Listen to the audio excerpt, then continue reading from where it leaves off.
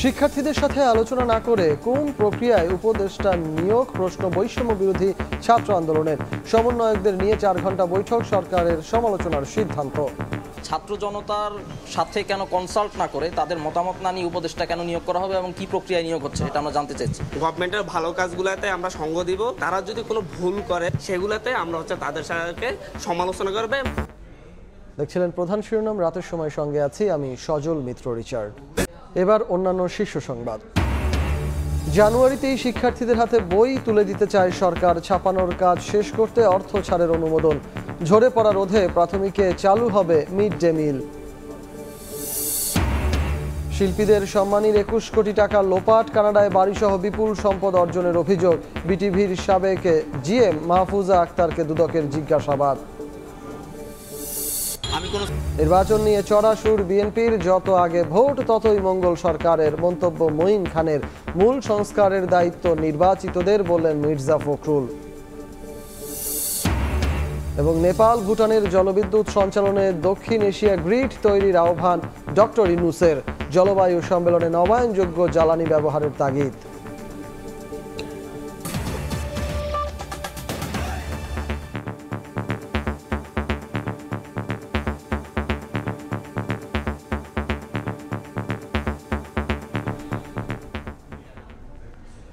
নতুন উপদেষ্টাদের নিয়োগের প্রক্রিয়া নিয়ে প্রশ্ন তুলেছে বৈষম্য বিরোধী ছাত্র আন্দোলন। সন্ধ্যায় রাজধানীর বাংলা মোটরে সংগঠনের কার্যালয়ে সভা শেষে মুখ্য সংগঠক আব্দুল হান্নান মাসুদ আপত্তির কথা জানান। মুখ্য সংগঠক আরও বলেন, বৈষম্য বিরোধী ছাত্র আন্দোলনে কোনো বিভাজন নেই। সরকারের ভালো কাজের পাশে থাকবে, আবার ভুল সিদ্ধান্তের সমালোচনা করবে। প্রায় 4 ঘন্টার অভ্যন্তরীণ সভা শেষে হান্নান মাসুদ জানান, 1 থেকে 1.5 মাসের মধ্যে পূর্ণাঙ্গ কমিটি গঠন করবে বৈষম্য বিরোধী ছাত্র আন্দোলন। বিপ্লবের 100 দিন উপলক্ষে আন্দোলনে শহীদ এবং আহতদের নিয়ে দিনব্যাপী কর্মসূচিও পালন করা হবে সংগঠন থেকে।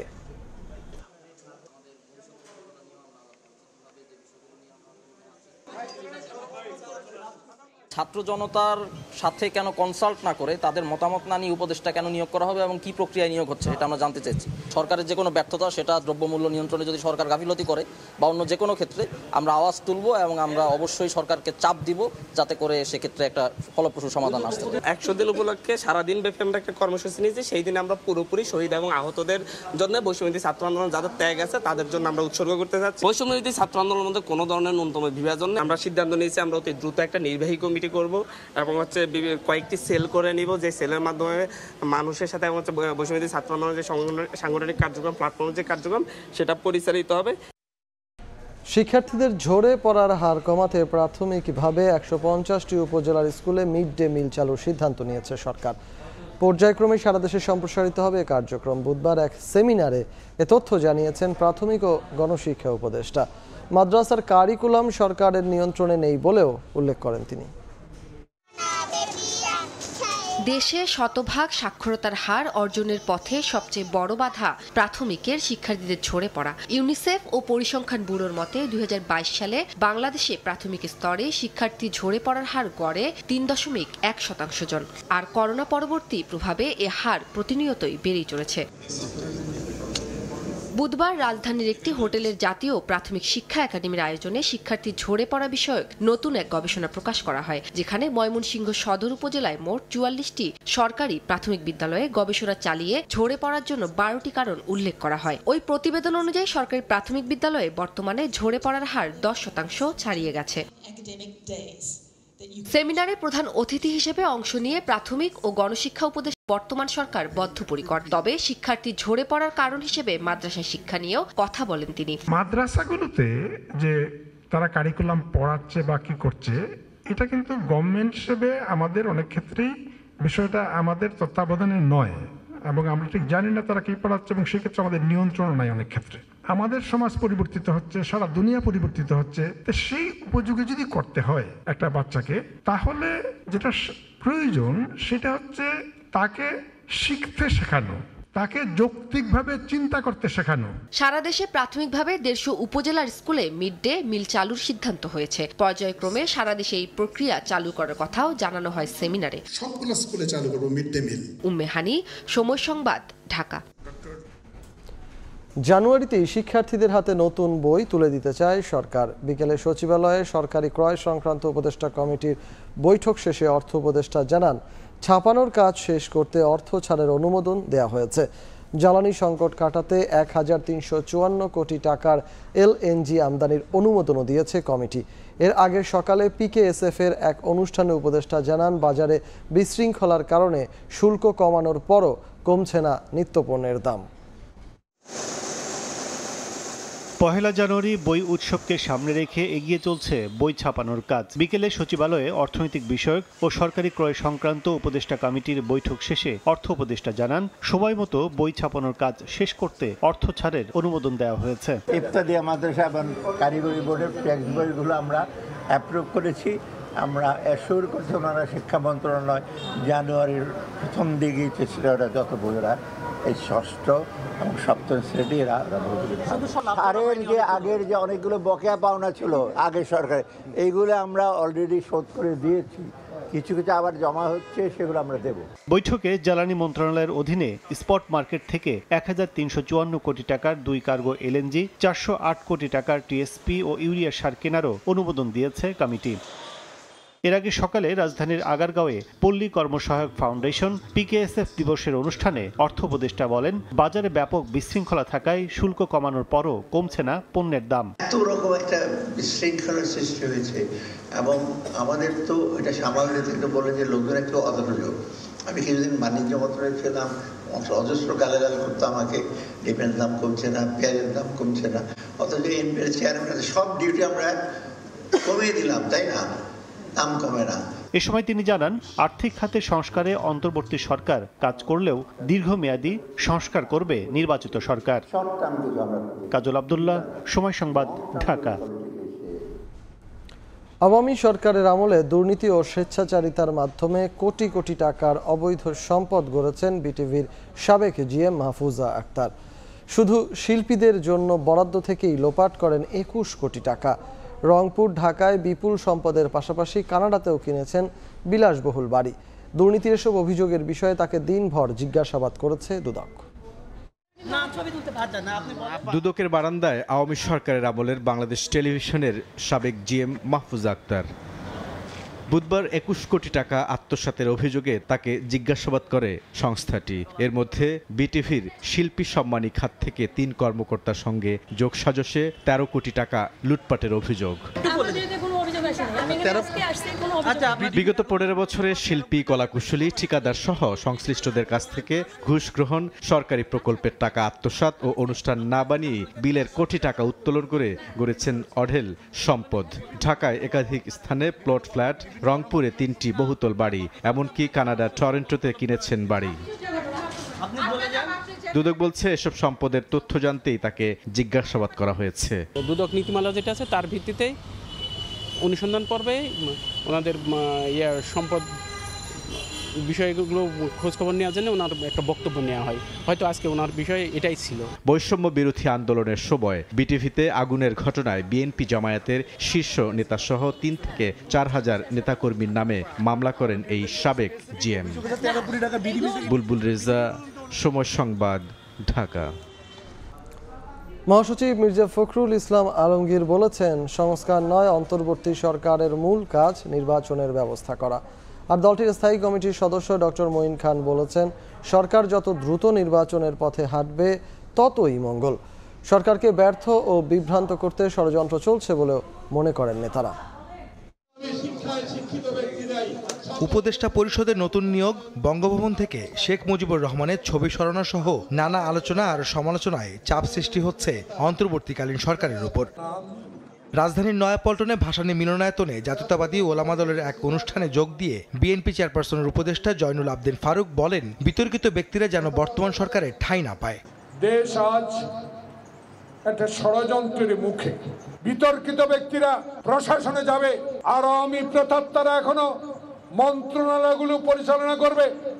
সেটা তো হতে পারে না। এদিকে রাজধানীর মালিবাগে দ্য মিলেনিয়াম ইউনিভার্সিটি আয়োজিত গোলটেবিল বৈঠকে প্রধান অতিথির বক্তব্যে বিএনপির স্থায়ী কমিটির সদস্য ডক্টর মঈন খান বর্তমান সরকারের বৈধতা নিয়ে কেউ প্রশ্ন না তুললেও অন্তর্বর্তীকালীন সরকারের অধ্যাদেশ জারি করা কতটা যৌক্তিক তা নিয়ে শঙ্কা প্রকাশ করেন। তাহলে এই সরকারের মনে এই ভয় কেন ঢুকলো যে মানুষ তার আইনসঙ্গত অবস্থান নিয়ে প্রশ্ন তুলবে, কাজে সেটাকে কাটানোর জন্য একটি ইন্ডেমনিটি অ্যাড করতে হবে। সুষ্ঠু নিরপেক্ষ নির্বাচনের মাধ্যমে এদেশে একটি জনগণের সরকার প্রতিষ্ঠা করতে হবে।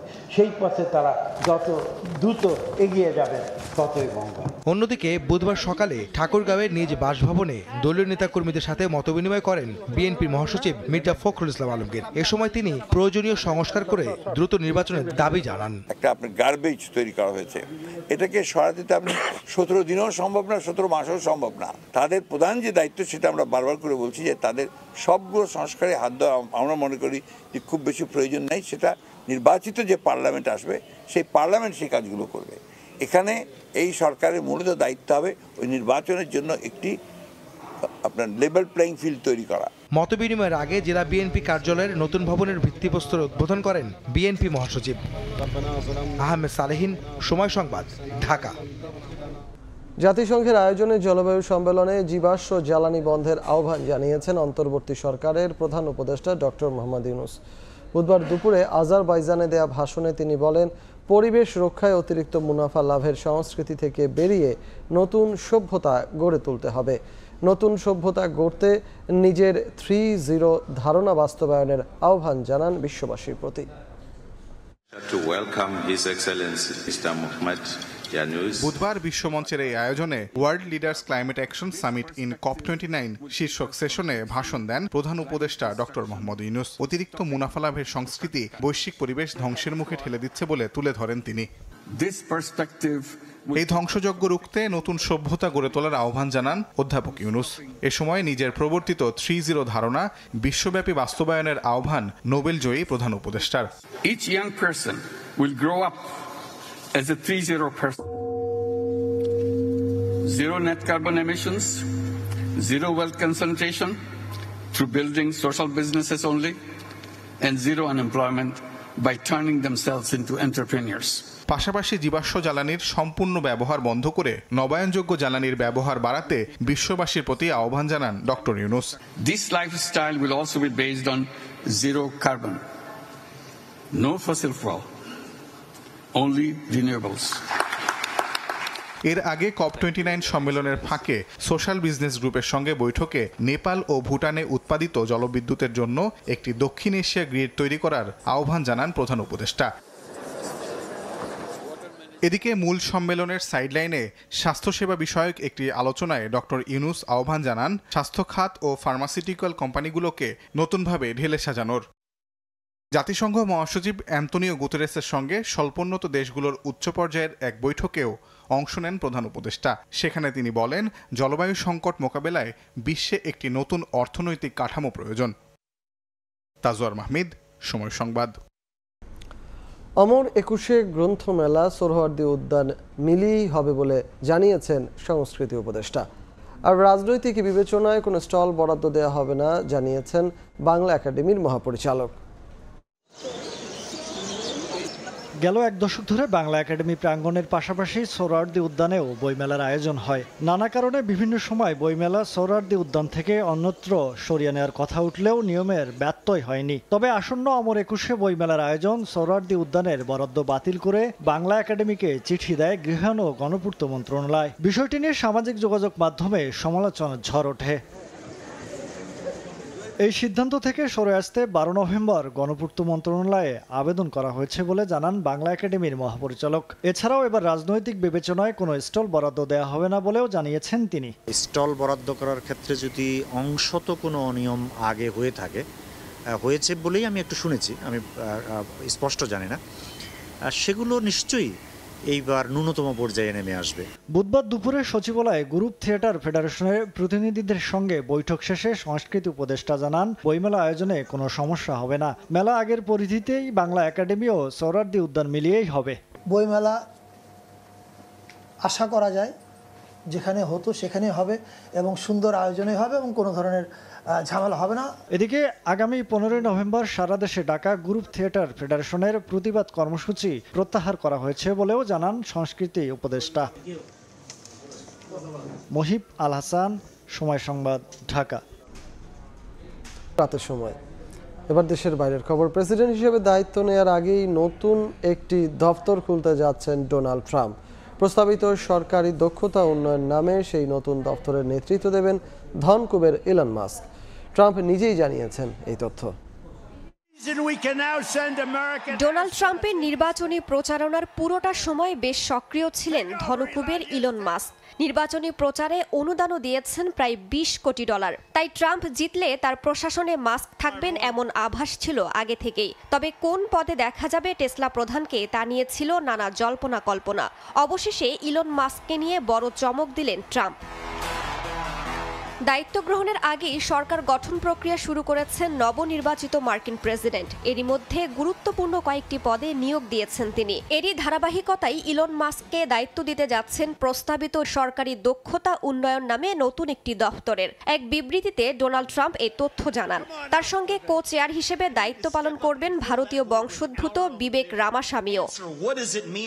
প্রতিরক্ষার মতো গুরুত্বপূর্ণ দফতরেও চমক দিয়েছেন ট্রাম্প। তার প্রশাসনে প্রতিরক্ষা মন্ত্রী হতে যাচ্ছেন পিট হেগসেথ। 44 বছর বয়সী হেগসেথ মার্কিন সংবাদ মাধ্যম ফক্স নিউজের উপস্থাপক। যুক্তরাষ্ট্রের সামরিক বাহিনীতে কাজ করার দীর্ঘ অভিজ্ঞতা রয়েছে তার। এদিকে আগামী 20 জানুয়ারি আনুষ্ঠানিকভাবে ক্ষমতা গ্রহণ করবেন ডোনাল্ড ট্রাম্প। হোয়াইট হাউসে প্রবেশের পর তার পদক্ষেপ কি হতে পারে তা নিয়ে চলছে চুলচেরা বিশ্লেষণ। প্রথম দিনেই অবৈধ অভিবাসীদের জন্য কঠোর পদক্ষেপ নেবেন বলে মনে করছেন বিশ্লেষকরা। রাইসা জান্নাত, সময় সংবাদ। 2024 সালের বুকার পুরস্কার জিতেছেন যুক্তরাজ্যের লেখক সামান্থা হার্ভে। আন্তর্জাতিক মহাকাশ কেন্দ্রে 6 নভোচারীর কাটানো একটি দিনকে বিস্তারিতভাবে ফুটিয়ে তুলে লেখা অরবিটাল বইয়ের জন্য মঙ্গলবার তাকে পুরস্কার দেওয়া হয়। শান্তি প্রতিষ্ঠায় সোচ্চার মানুষের জন্য পুরস্কারের 50,000 পাউন্ড উৎসর্গ করেছেন সামান্থা। এ পর্যায়ে শীর্ষ সংবাদগুলো জানিয়ে দিচ্ছি আরেকবার। শিক্ষার্থীদের সঙ্গে আলোচনা না করে কোন প্রক্রিয়ায় উপদেষ্টা নিয়োগ প্রশ্ন বৈষম্য বিরোধী ছাত্র আন্দোলনের সমন্বয়কদের নিয়ে বৈঠক, সরকারের সমালোচনার সিদ্ধান্ত। এবং জানুয়ারিতেই শিক্ষার্থীদের হাতে বই তুলে দিতে চায় সরকার। ছাপানোর কাজ শেষ করতে অর্থ ছাড়ের অনুমোদন। ঝরে পড়া রোধে প্রাথমিকে চালু হবে মিড ডে মিল। এই ছিল রাতের সময়ে, সঙ্গে থাকুন সময়ের।